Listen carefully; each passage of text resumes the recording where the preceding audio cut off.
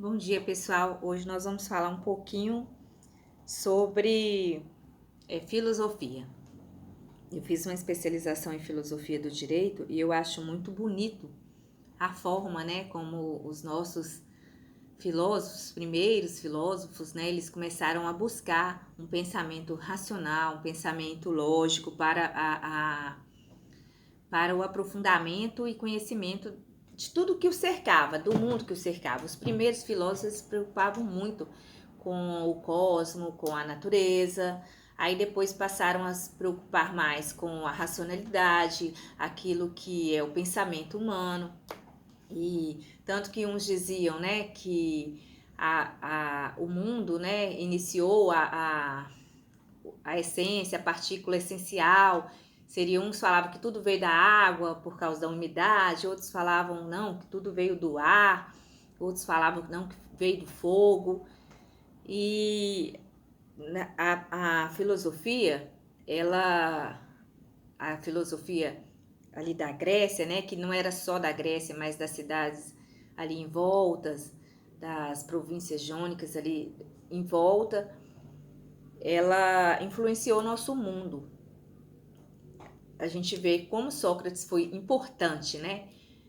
O método, a metodologia de Sócrates, que é a maiêutica, que é o questionamento, hoje ele é usado até hoje nas escolas. Então, que ele falava que porque a mãe dele era parteira, e ele dizia que ele era parteiro das ideias, que ele questionava, né, a pessoa até surgir as ideias, que as ideias estavam dentro da gente.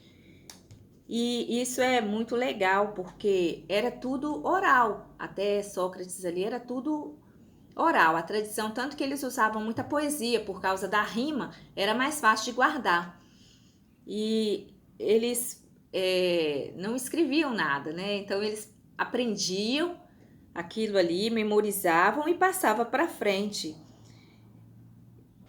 E da saída também foi interessante a saída do mitos para o logos, né? Que é a filosofia. Antes era mitologia, depois passou a explicação racional ou lógica de tudo. Então, entre o mitos e o logos ali, houve uma disputa, uma disputa pelo espaço, onde tudo se explicava antes, né? Como eu não tinha explicação de nada, eu atribuía a um Deus.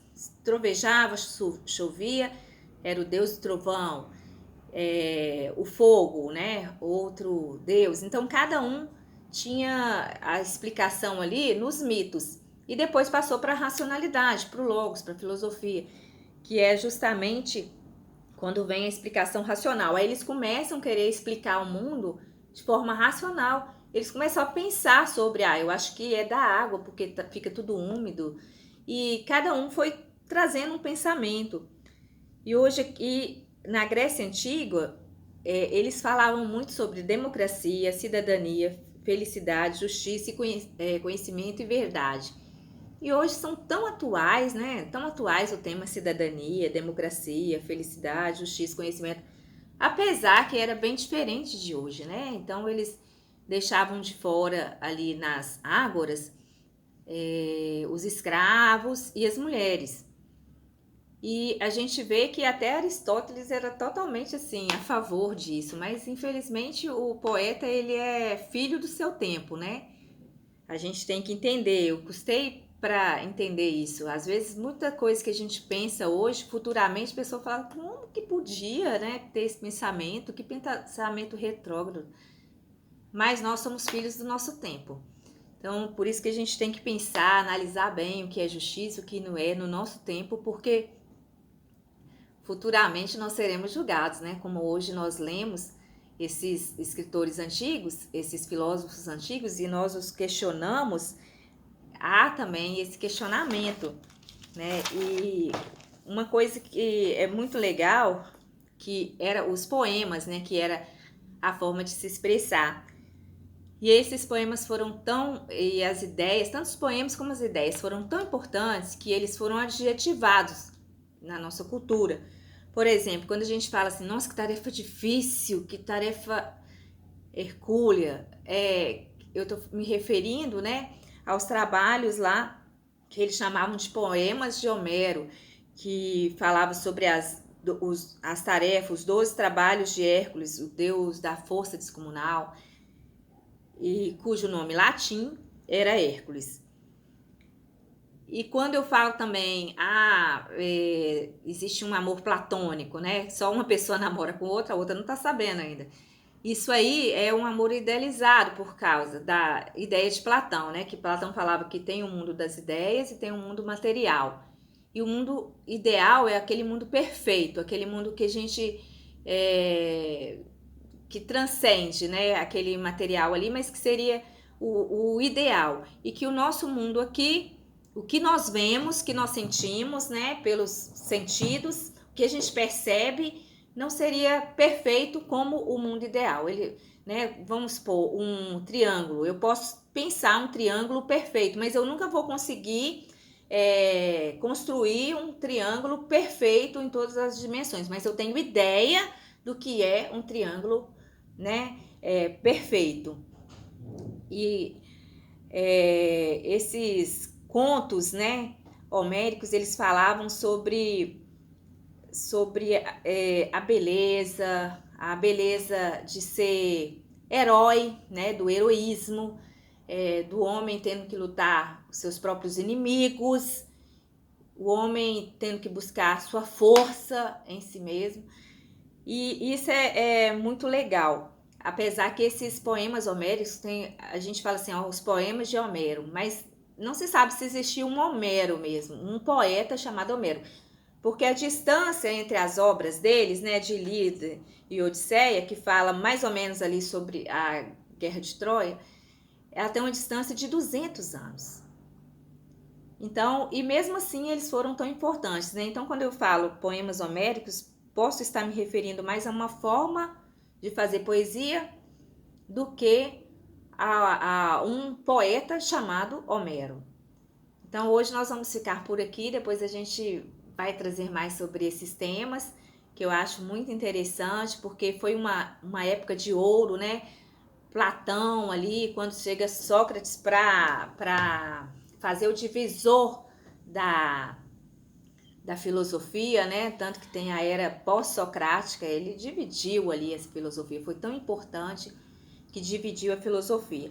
Então, vou deixar aqui com vocês esse vídeo menor, até para não cansar muito, para a gente aprender um pouco, e tomara que eu tenha conseguido passar para vocês como que é bonito, como que é lindo a filosofia, né? Como que é lindo, foram lindos trabalhos, hercúleo mesmo dos nossos primeiros pensadores, grandes homens que não tinham nem a escrita, a tradição era a fala oral, né? Tanto que Sócrates não escreveu nada, quem escreveu tudo de Sócrates foi Platão, que foi seu discípulo fiel ali, que sofreu com a morte de Sócrates. Então, são histórias muito lindas. Cada dia eu vou trazer um pouquinho aqui para vocês verem como que é interessante essas histórias da filosofia, dos nossos pais aí do conhecimento. E vou deixar, falar em força, né? Eu vou deixar também um versículo que ele fala em Provérbios, que se te mostrares frágil no dia da angústia, a sua força será pequena. Vivemos tempos angustiantes? Sim. Vivemos tempos difíceis? Sim. Mas temos que nos mostrar fortes, temos que nos mostrar a serviço do nosso próximo, temos que nos mostrar confiantes, porque nós temos um Deus, né? Um Deus, eu creio, né? Essa é a minha fé, que nós temos um Deus que cuida de nós em vida e que nos aguarda, né, na eternidade, mesmo se nós passarmos, né? Nós vivemos aqui como se fosse numa cápsulazinha, no nosso corpo aqui, que nós temos que cuidar bem dele, mas quando passarmos para a eternidade, eu vejo que é como uma passagem mesmo, né, para né, onde nós teremos um lugar melhor, um corpo mais bonito e glorificado. Então nós não temos o que temer, nós temos promessa, e quem tem promessa tem propósito. E o nosso propósito, ele nem chega, por mais difícil que ele seja o nosso propósito aqui na Terra, ele não chega nem aos pés, né, do tamanho da nossa promessa, porque o que Deus tem preparado para nós é muito lindo. Então, eu deixo para vocês aqui um pouquinho da filosofia e deixo também essa palavra de Deus, que ela sempre é o que arde, né, no nosso coração. Muito obrigada.